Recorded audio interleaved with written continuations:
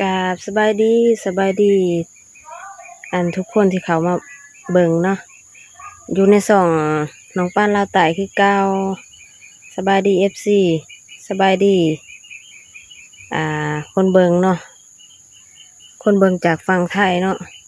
มื้อนี้ป้านสิมาปล่อยลูกป้าเนาะลูกป้าไปตึกสะดุ้งมานี่อีแม่ไปตึกสะดุ้งมาได้ประมาณนี้แหละสิลงไปปล่อยอยู่น้องเนาะน้องของเฮาสิไปปล่อยอยู่น้องเอาเลี้ยงเนาะป้าตัวนี้เพิ่นไปตึกมาแต่หวยพุ่นแล้วสิเอามาปล่อยอยู่น้องเฮาเพื่อเลี้ยงเนาะทำการเลี้ยงและเพื่อได้กินแล้วป้านสิลงไปปล่อยกันเลย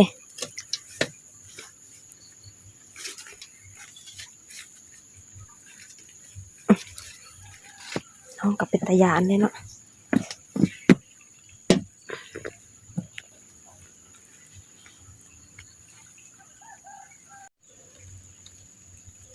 เราก็จะปล่อยเพิ่นลงน้องเนาะไปเด้อเติบใหญ่โตเด้อแพร่ขยายได้ให้ใหญ่ไว้ให้แพร่พึ่งเด้อไปแล้ว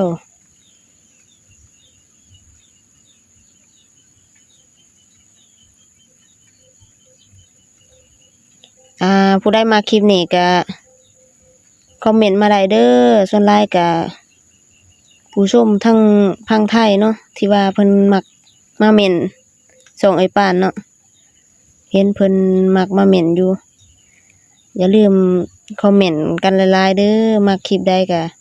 ถ้าผิดพลาดประการใดก็ขอโทษขออภัยนำหลายๆเด้อเพราะว่าป้านก็ยังบ่ทันถนัดปานใดเนาะเว้าก็กะกะแน่ผิดพลาดประการใดก็ขอโทษขออภัยนำเนาะและสิพยายามเติมพัฒนาตัวเองเติมเนาะ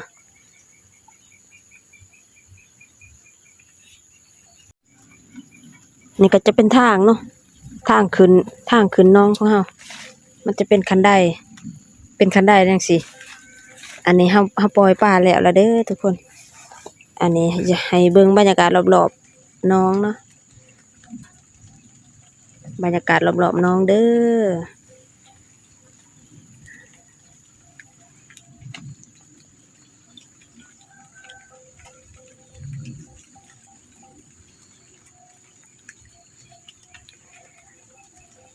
อยากให้ทุกคนอันที่เขาว่ามาเห็นคลิปนี้เนาะ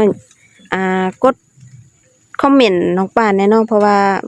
น้องปานบ่ฮู้ว่าอันทุกคนมักแบบใดเนาะมักแบบใดมักปานเฮ็ดหยังล่ะก็เฮ็ดหยังแน่อยากให้ทุกคนคอมเมนต์เนาะผิดพลาดประการใดก็ขอโทษขออภัยนำหลายๆเด้อแล้วก็ขอบคุณที่ว่าทุกคนที่ว่าขอบคุณจากคนเบิ่งจากฝั่งไทยเด้อส่วนหลายจะเป็นทางฝั่งไทยเนาะขอบใจเพิ่นหลายๆบรรยากาศรอบน้องของเฮา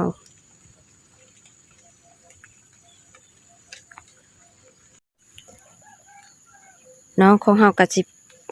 ประมาณนี้เนาะกว้างเติบประมาณ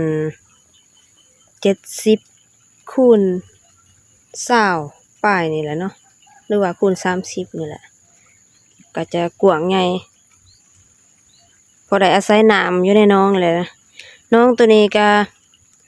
ตลอดแล้งตลอดฝนเลยเนาะมีอยู่ยามแล้งก็บ่ได้บกเด้อยามแล้งก็ยังมีน้ำอยู่แต่ว่าคือช่วงฤดูฝนตอนนี้เนาะมันน้ำมันก็จะขึ้นนี่อันนี้เฮาอยู่อีหยังเขาเอิ้นศาลาบ่ศาลากลางหนองห่านจัก